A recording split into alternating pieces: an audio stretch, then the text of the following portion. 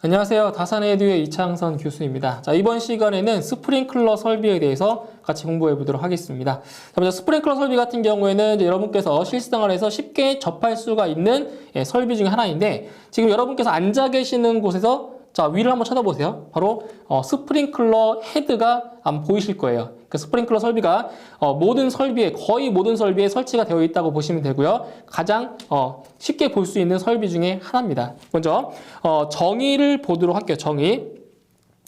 폐쇄형 스프링클러 헤드 또는 감지기에 의해 화재가 감지되면 자동적으로 방호구역 또는 방수구역에 물을 살수하여 소화하는 설비가 바로 스프링클러 설비가 되는 겁니다. 그래서 초기 화재 진압에 가장 적합한 것이 바로 스프링클러 설비인 겁니다. 이게 초기 화재. 자, 그리고 두 번째 이제 스프링클러 설비의 장점 및 단점을 한번 눈으로 보시면 되고요. 자, 괄호 3번에 펌프의 토출량 및 수온의 양을 한번 보도록 할게요. 수온의 양입니다.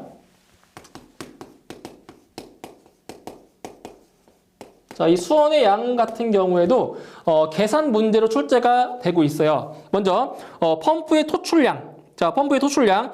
폐쇄형 스프링클러 설비의 이제 토출량을 보시면 자, 얼마냐? Q는 N 곱하기 얼마? 바로 80 리터 퍼 미닛 이상입니다. 80 리터 퍼 미닛 이상이에요. 그래서 스프링클러 설비 같은 경우는 규정된 방수량이 얼마냐? 분당 80리터입니다. 규정된 방수량이. 그래서 여기 요 N이라고 하는 값은 뭐야? N이라고 하는 값은 바로 헤드, 폐쇄형 헤드의 개수입니다. 개수. 헤드의 개수예요. 헤드의 개수. 그래서 이런 식으로 계산을 하시면 돼요. 80 리터 퍼 미닛 이상 곱하시면 되고요. 자, 그리고 이제 수원의 양은 자, 이게 지금 이 Q라고 하는 거는 분당 토출량이에요. 분당. 자, 보세요. 구분하셔야 돼요. 요거는 이 Q라는 값은 자, 분당 토출량이에요. 분당 토출량. 자, 이번에는 수원의 양이에요. 수원의 양. 자, 수원의 양은 뭐냐? 수원의 양은 자, N 곱하기 잘 보세요. N 곱하기 1.6 세제곱미터 이상입니다. 자, 이거예요. 이게 뭐라고요, 이거? 이 아래에 있는 요 Q가 뭐라고요? 요게 바로 수원의 양입니다. 수원의 양이고요. 위에 있는 식은 분당 토출량이에요. 분당 토출량. 요거는 수원의 양이고요. 그때 요 N값은 바로 폐쇄형 헤드의 기준 개수고요. N값 똑같아요. 근데 여기서 요 1.6이라는 값이 어떻게 나온 거냐? 자, 위에서 말씀드린 거 있죠? 자, 규정된 방수량이 분당 80리터 이상이라고 했죠. 그죠? 곱하시면 돼요. 80리터 퍼 미닛 곱하기 자, 최소 방사 시간이 몇 분이라고요? 20분. 그래서 여기다 20분을 곱합니다. 20분. 자, 곱해주시면 이 값이 얼마 나오냐? 1600리터 이상이 돼요. 1600리터. 그럼 1600리터를 세제곱미터로 환산하면 그게 바로 1.6 세제곱미터가 되는 거예요. 아시겠죠? 자, 여기 이 N값이 된 거예요. 이게 된 거고요. 이 80에다가 20을 곱해서 1.6이 된 거라고요. 그래서 위에 있는 거는 분당 토출량, 펌프의 분당 토출량이고요. 아래에 있는 식은 바로 수원의 양입니다. 아시겠죠? 밑에 있는 게 수원의 양이에요. 이걸 기억하시면 돼요, 식을.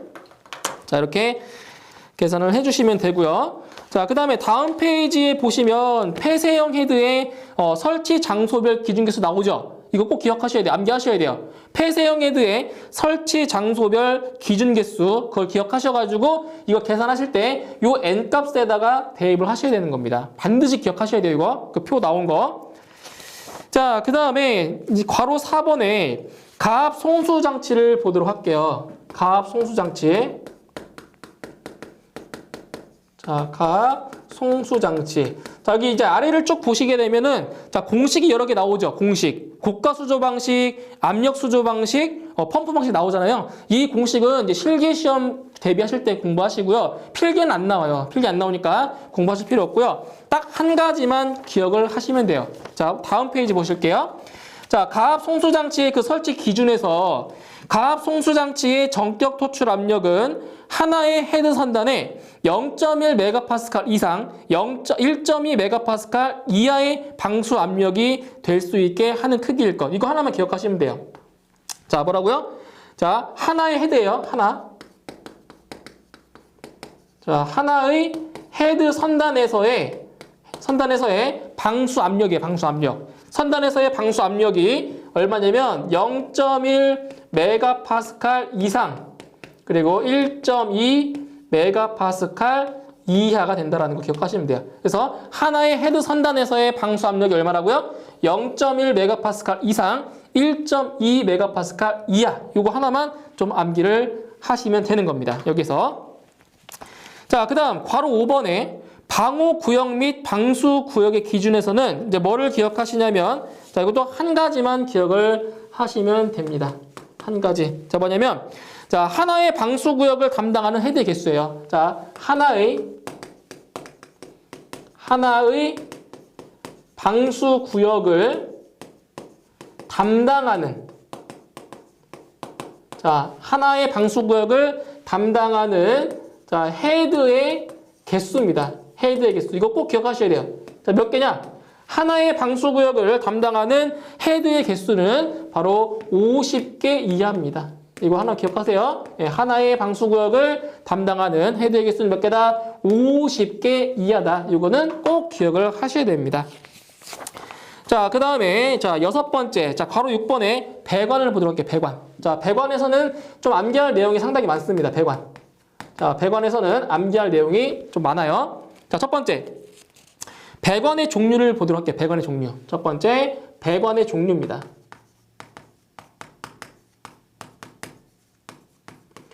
자, 이 배관의 종류에는 이제 사용 압력에 따라서, 자, 사용하는 배관이 달라요. 그래서 배관 내의 사용 압력이 1.2 메가파스칼 미만인 경우와 그리고 1.2 메가파스칼 이상인 경우로 나누어서, 자, 암기를 하셔야 됩니다. 자, 먼저 첫 번째. 자, 배관 내의 사용 압력이 1.2 메가파스칼 미만인 경우. 자, 미만인 경우에, 자, 어떤 배관을 사용할 수가 있냐? 첫 번째, 배관용 탄소 강관입니다. 배관용 탄소 강관을 사용할 수가 있고요. 그다음 두 번째는 이음매 없는 구리 및 구리 합금관이에요. 이음매 없는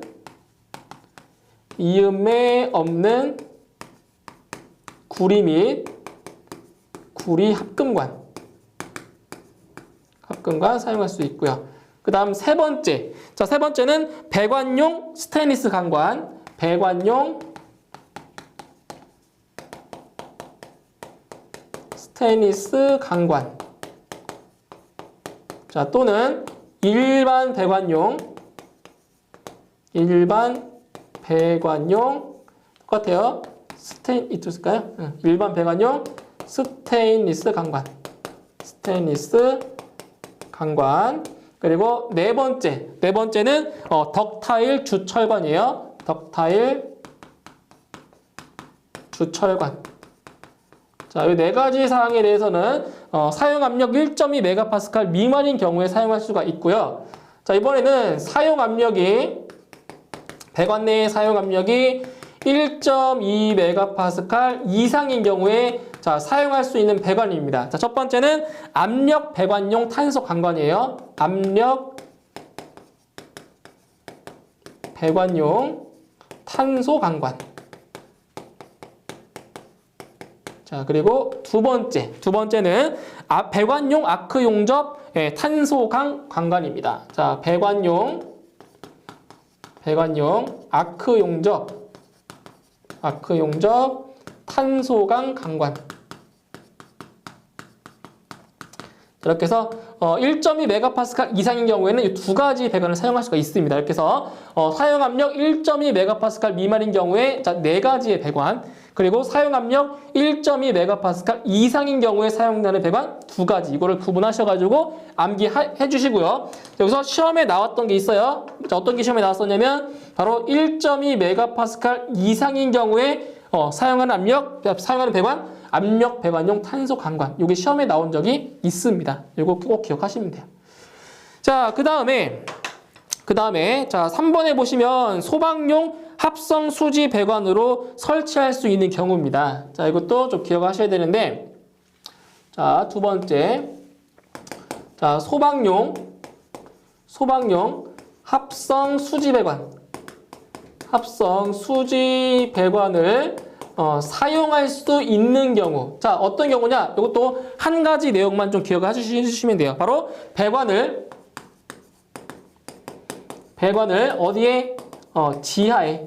배관을 지하에 매설하는 경우에 뭐 할 수 있다고요? 배관을 소방용 합성 수지 배관을 사용할 수 있다라는 겁니다. 나머지 두 개의 사항도 또 보시면 돼요. 그래서 이거 꼭 기억하셔야 돼요. 배관을 지하에 매설하는 경우에는 배관을 소방용 합성 수지 배관을 사용할 수 있다라는 거. 이 사항은 꼭 기억을 하셔야 됩니다. 자, 그 다음에 급수 배관의 설치 기준이에요. 급수 배관. 자, 급수 배관의 설치 기준에서는 이제 뭐를 기억하시냐면 첫 번째, 자, 동그라미 2번에 급수를 차단할 수 있는 개폐 밸브는 개폐 표시형으로 할 것. 그래서 어떤 내용이냐면 개폐 밸브는 반드시 개폐 표시형. 자, 개폐 표시형으로 할 것. 이거 기억해 주시고요. 할 것. 자, 이 경우에 펌프의 흡입축 배관에는 버터플라이 밸브 외에 개폐 표시형 밸브를 설치해야 한다. 이 사항도 좀 기억을 해주시면 되겠어요. 자, 그 다음에 자, 수리 계산에 따른 경우 자, 수리 계산에 따른 경우에 자, 뭐를 기억하셔야 되냐면 바로 유속이에요, 유속. 자, 어떤 유속이냐면 자, 첫 번째 가지 배관의 유속이에요. 가지 배관의 유속은 자, 얼마냐? 가지 배관의 유속은 6m/s 이하입니다. 이거 꼭 기억하셔야 돼요. 6m/s 이하예요. 가지 배관의 유속이에요. 그 다음에 자, 가지 배관이 아닌 나머지 기타 배관. 자, 가지 배관이 아닌 거예요. 기타 배관의 유속은 얼마냐? 바로 10m/s 이하입니다. 10m/s 이하. 자, 이 사항은 실기 시험에도 그대로 나와요. 계산 문제로. 실기 시험에 나오기 때문에 이것도 나중에 또 다시 한번 보시게 될 거예요. 아시겠죠? 그래서 가지 배관의 유속은 6m/s 이하, 기타 배관의 유속은 10m/s 이하라는 거 꼭 구분하셔야 됩니다. 아시겠죠? 네, 이거 기억 중요한 거예요. 자, 그 다음에 5번. 연결 송수관 설비와 겸용할 경우에 주 배관은 구경 100mm 이상, 그리고 방수구로 연결되는 배관의 구경은 65mm 이상의 것으로 할 것. 자, 여기서는 뭐를 기억하시냐면, 자, 보세요. 연결 송수관 설비의 배관과 겸용하는 경우에요. 연결 송수관 설비, 이거 나중에 배울 거예요. 연결 송수관 설비의 배관과 겸용할 경우에 자, 뭐를 기억하시냐면 자, 배관의 구경입니다. 첫 번째, 자, 주 배관의 구경은 자, 얼마냐? 주 배관의 구경은 100mm 이상이에요. 자, 100mm 이상이고요. 그 다음에 방수구로 연결되는 배관의 구경, 자, 방수구로 연결되는 배관의 자, 구경이에요. 방수구로 연결되는 배관의 구경은 65mm 이상입니다. 65mm 이상. 이거 꼭 구분하셔가지고 암기하셔야 됩니다. 됐죠? 연결 송수관 설비의 배관과 겸용하는 경우에 주 배관의 구경은 얼마? 100mm 이상이고요. 그리고 방수구와 연결되는 배관의 구경은 얼마다? 65mm 이상이다. 예, 반드시 구분하셔가지고 암기하셔야 됩니다. 자, 그 다음에 자, 7번에 이제 교차 배관의 설치 기준 볼게요. 교차 배관.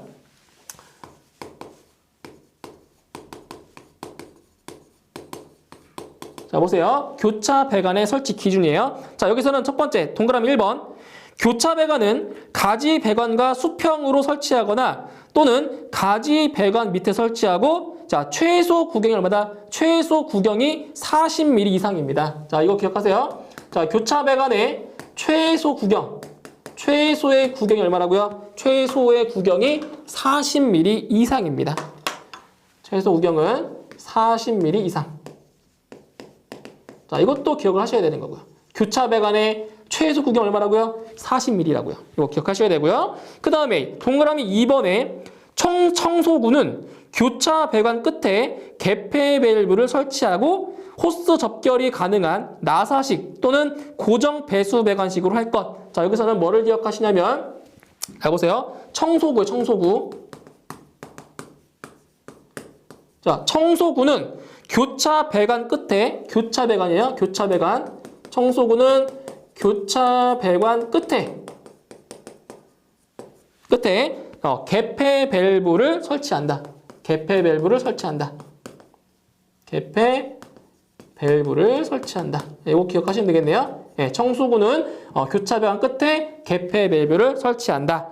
자, 그리고 동그라미 4번에 교차 배관에는 가지 배관과 가지 배관 사이마다 1개 이상의 행거를 설치하되, 그러니까 행거라고 하는 거는 이제 배관을 좀 고정시켜주는 거예요. 잡아주는 거. 행거를 설치하되 가지 배관 사이의 거리가 4.5m를 초과하는 경우에는 4.5m 이내마다 1개 이상을 설치를 한다라는 겁니다. 그래서 우선 뭘 기억하냐? 바로 4.5m. 4.5m 이내마다 1개 이상을 설치한다라는 거. 자, 뭘 기억하셔야 되는 거예요? 여기 있죠? 4.5m 이내마다 1개 이상을 설치한다. 이 수치를 기억하셔야 돼요. 4.5m 이상. 자, 그 다음에 8번에 가지 배관의 설치 기준. 가지 배관. 가지 배관의 설치 기준입니다. 가지 배관. 자, 여기에서는 자, 세 가지 사항. 세 가지 사항만 기억하시면 되겠네요. 가지 배관에서는 첫 번째. 자, 배관 방식이 토너먼트 방식이 아닐 것. 첫 번째 뭐냐? 가지 배관은 토너먼트 방식이 아닐 것. 예, 토너먼트 방식이 아니라는 거예요. 그 다음에 두 번째는 교차 배관에서 분기되는 지점을 기점으로 한쪽 가지 배관에 설치되는 헤드의 개수는 몇 개? 바로 8개 이하입니다. 자, 보세요. 이거 꼭 기억하셔야 돼요. 한쪽이에요. 한쪽 가지 배관에 설치되는 헤드의 개수예요. 헤드의 개수는 자, 몇 개냐? 바로 8개 이하입니다. 8개를 넘으면 안 돼요. 8개 이하예요. 이게 상당히 중요한 거예요. 그래서 교차 배관으로부터 분기되는 지점을 기점으로 했을 때 한쪽 가지 배관에 설치되는 헤드의 개수는 몇 개라고요? 8개 이하라고요. 8개 이하. 네, 기억하셔야 돼요. 자, 그 다음에 동그라미 4번에 가지 배관에는 헤드의 설치 지점 사이마다 1개 이상의 행거를 설치하되 헤드 간의 거리가 3.5m를 초과하는 경우에는 3.5m 이내마다 1개 이상을 설치한다라는 거죠. 자, 보세요.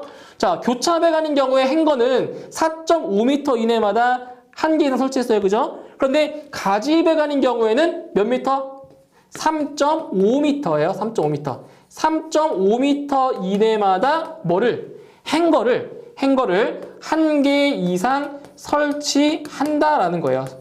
뭐라고요? 3.5m 이내마다. 이거 헷갈려요? 교차 배관이 4.5m 이내고요. 가지 배관이 3.5m 이내입니다. 행거의 설치 기준. 이거 헷갈리니까 잘 기억해 주시고요. 그 다음에 상향식 헤드와 행거 사이에는 8cm 이상의 간격을 둬야 된다. 자, 이것도 기억하셔야 되겠네요. 자, 보세요. 상향식 헤드와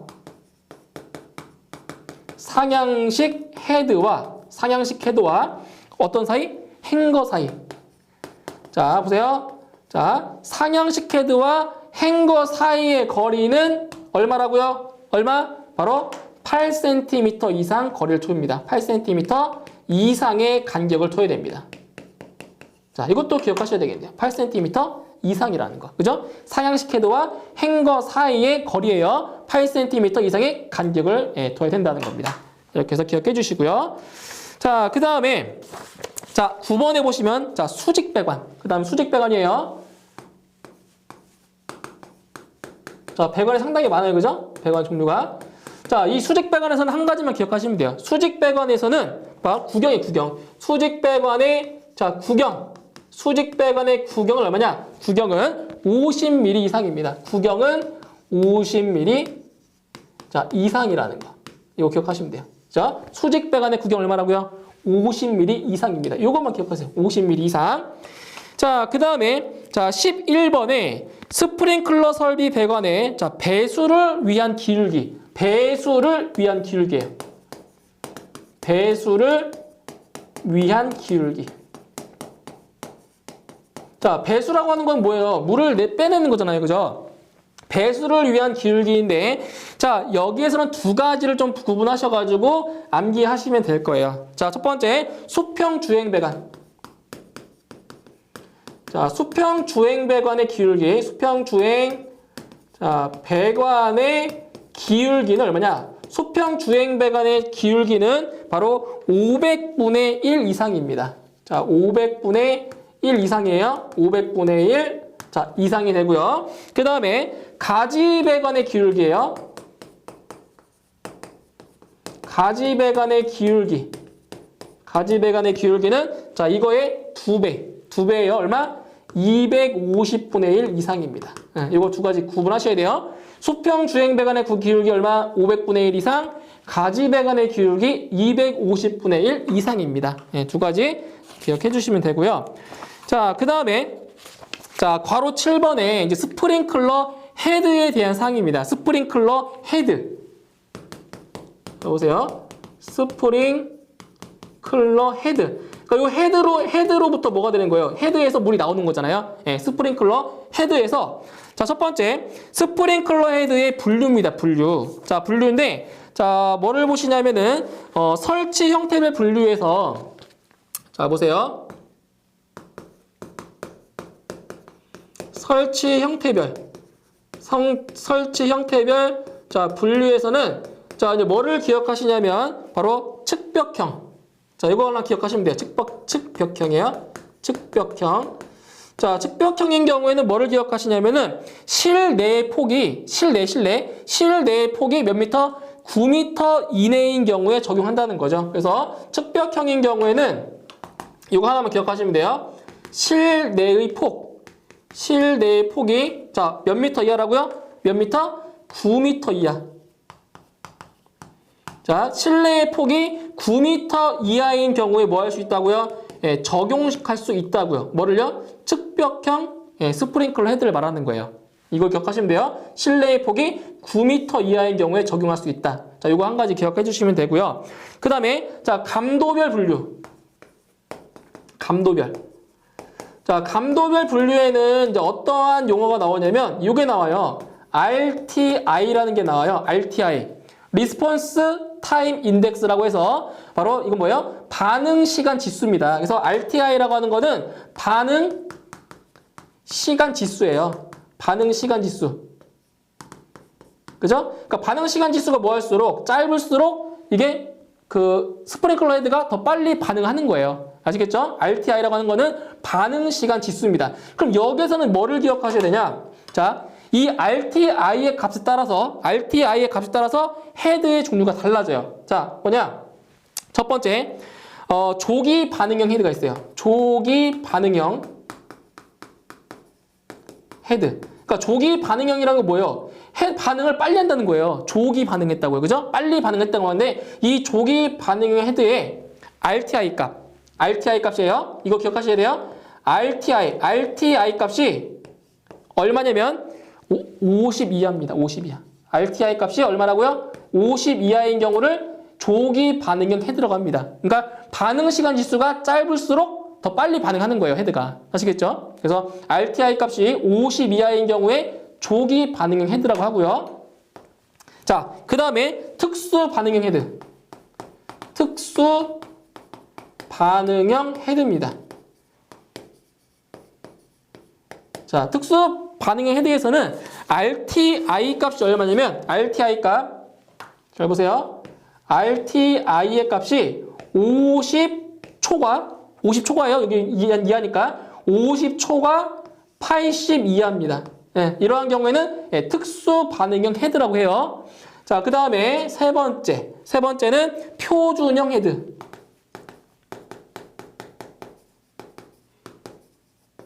자, 표준형 헤드는 RTI 값이 얼마냐? RTI 값이 80초과 그리고 350 이하인 경우를 예, 표준형 헤드라고 합니다. 그래서 RTI 값이 얼마냐에 따라서 어떤 헤드인지를 잘 구분할 수가 있어야 돼요. 아시겠죠? 이거 구분하셔야 돼요. 자, 그 다음에 자, 조기 반응형. 자, 보세요.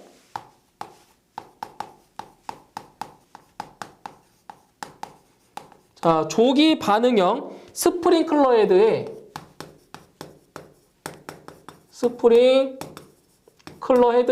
자, 설치 대상입니다. 설치 대상. 자, 이것도 시험에 잘 나오는 거예요. 조기 반응형 스프링클러 헤드의 설치 대상. 자, 이거 기억하시면 돼요. 자, 첫 번째 뭐가 있냐? 공동주택, 그리고 노유자 시설의 거실. 예, 설치해야 된다는 얘기예요. 그러니까 공동주택의 거실, 노유자 시설의 거실 이렇게 해당되는 거예요. 자, 이렇게 설치해주고요. 그 다음에 두 번째, 오피스텔과 숙박시설의 침실이에요. 오피스텔과 그리고 숙박시설의 침대. 자, 여기에도 설치를 해주고요. 그리고 병원의 입원실.